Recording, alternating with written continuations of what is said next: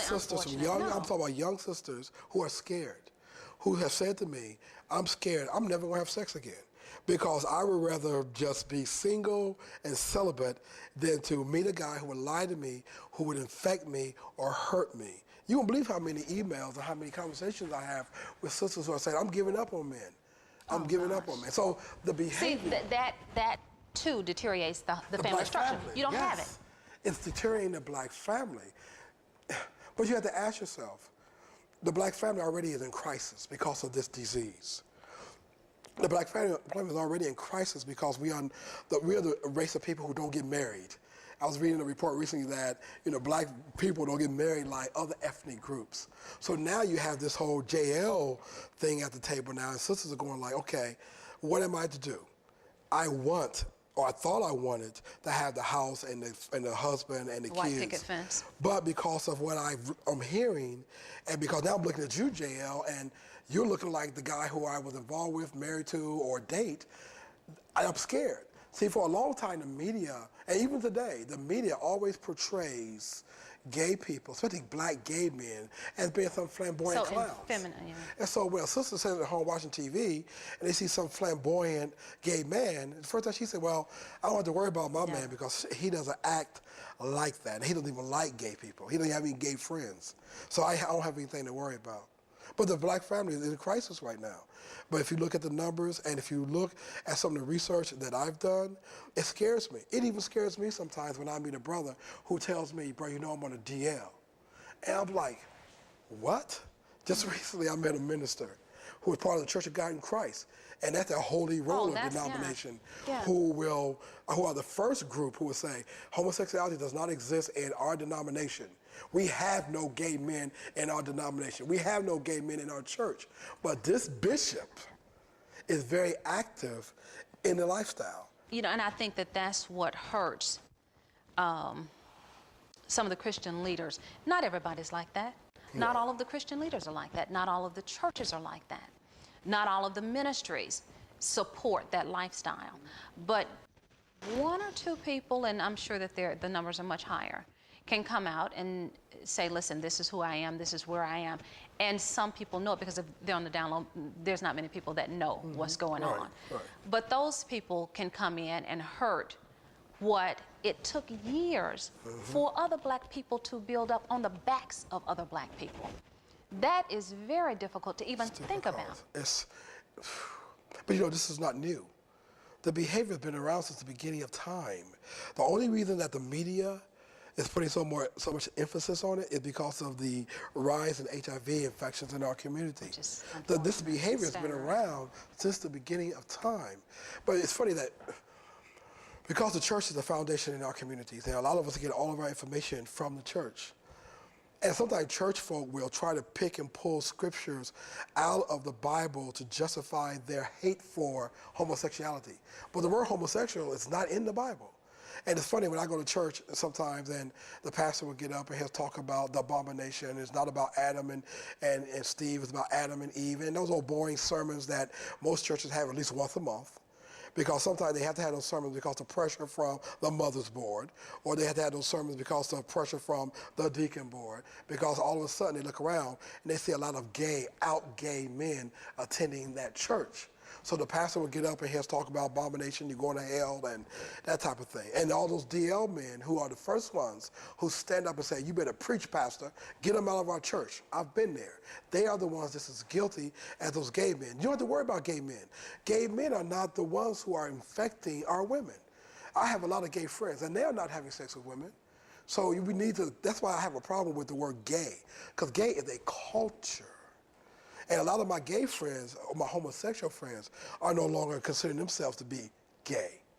Because they're saying, I'm not a part of that culture. I'm not part of that culture. I may sleep with men. But I'm not part of that white culture. I'm an MSM, I'm an SGL. Okay, now you got to tell me what that is. I'm a same-gender loving individual. Okay, SGL, same-gender loving, okay. Or I'm an MSM, a man who has sex with men. Okay. Or I'm non-identified, which means that I have sex with men, but I refuse to be labeled AKA on the DL. But you know what? If I'm a single woman and I'm looking to date someone, looking to build a relationship, I'm going to tell you who I am. I want you to know the good, the bad, everything. Because when we get into this, when we're in it, I'm in it. With a man, I want to know who you are. If you don't give me anything else, tell me who you are. I'll tell you everything but what I want you not to know. And that happens every day. But then, even with straight men, even heterosexual men will tell you what they want you to know. They won't tell you I got a baby mama on the other side of town, or they won't tell you they have a drug problem. They'll tell you what you want to hear in that environment to get with you.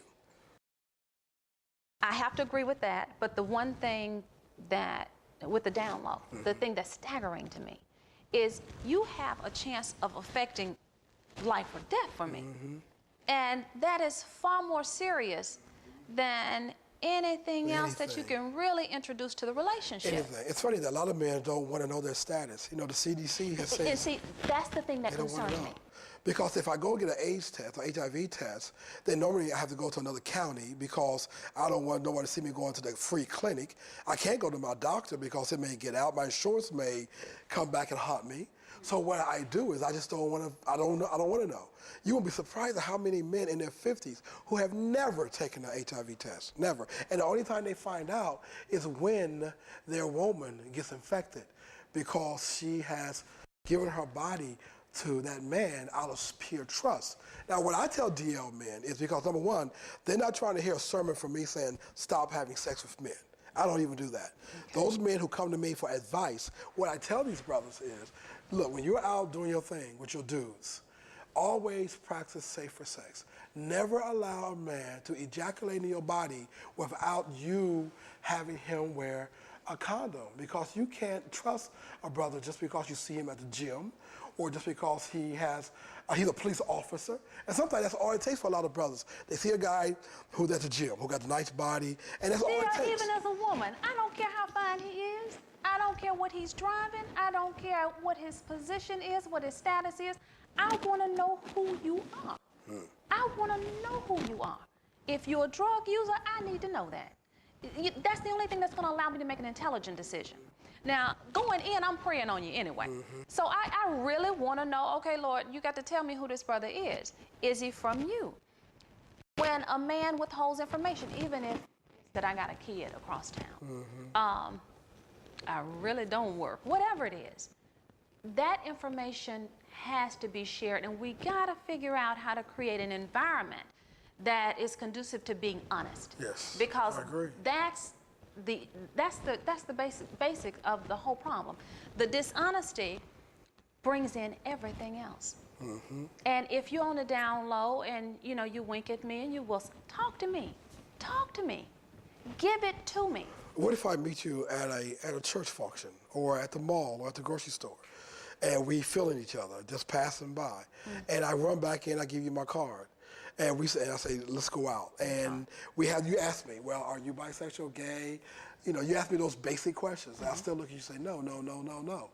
And then we start going out, we start dating. And you constantly ask me, are you bisexual, gay, homosexual, have any tendencies, bi-curious, or what? And I'm looking at it, no, no, no, no, no, no. Eventually you take me home, your mama liked me, your daddy liked me. We are now becoming an item and a couple. You ask me, are you gay, bisexual, bi-curious? No, no, no, no, no, no, no. Eventually, I'm gonna wear on you enough where you're gonna trust me enough where you're going to just let your guards down. That's why you have so many women. My daughter, my biggest fear for my daughter is that she would meet a brother who would lie to her, who would take her down a path of total destruction. And even women who don't get infected, the whole emotional fallout from when they find out that their man has been having sex with other men is devastating. Sooner or later, I don't care what it is, it comes to light. I don't know. If you're good at what you do, DL men are real slick at what they do. You read in the book how I wrote the 5 behavior types. Yes. In the DL nation, or the secret fraternity as I call it, there's different levels of expertise. You have a lot of young brothers now who are in college and in high school who are trying to perfect that skill. And then you have brothers who are at another level where they're trying to... But this is perfecting deceit, dishonesty. Yes, it is. It is. It is. And that really is the part of it that disturbs me. You put me in a position where I can't make an intelligent decision. You can't. You know, the Lord has got to really, really show me this brother is on the down low. And how else will I know? You won't know.